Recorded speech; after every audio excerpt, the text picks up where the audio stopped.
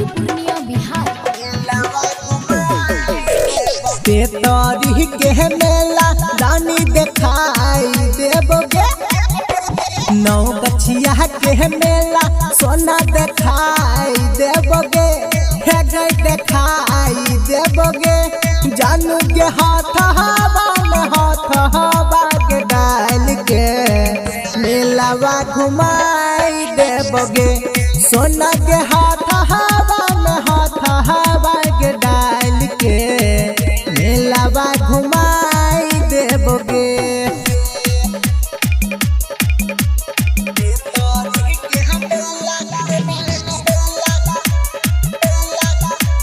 Angika recording studio Rupauli Purnia Bihar. DJ Ajay Malmal.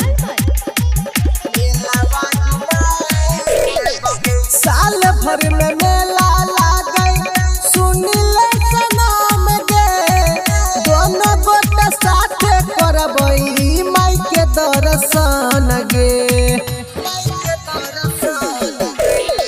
साल भर में मेला लागे सुनिले सनाम गे, दोनों गोट साथे करबई माई के दर्शन गे।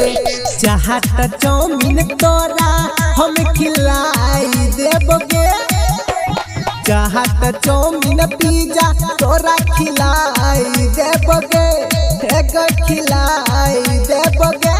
सोना के हाथ हवा में हाथ हवा के डाल के मेलावा घुमाई देबोगे, जानू के हाथ हवा में हाथ हवा के डाल के मेलावा घुमाई देबोगे।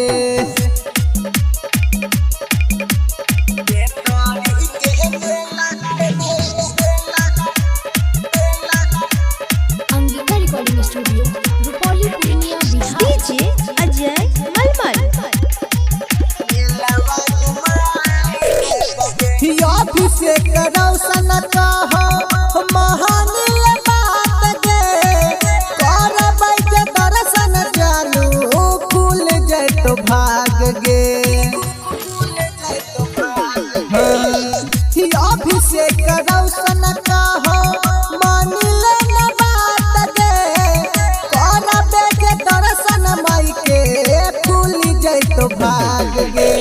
रहम झूला तोरा हम झूलाई देबोगे, कहवर झूला तोरा हम झूलाई देबोगे, हे गई झूलाई देबोगे।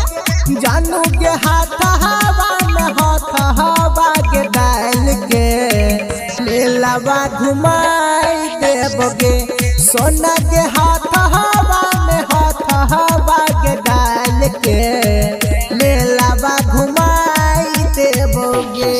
टाइम से आबि जइहे।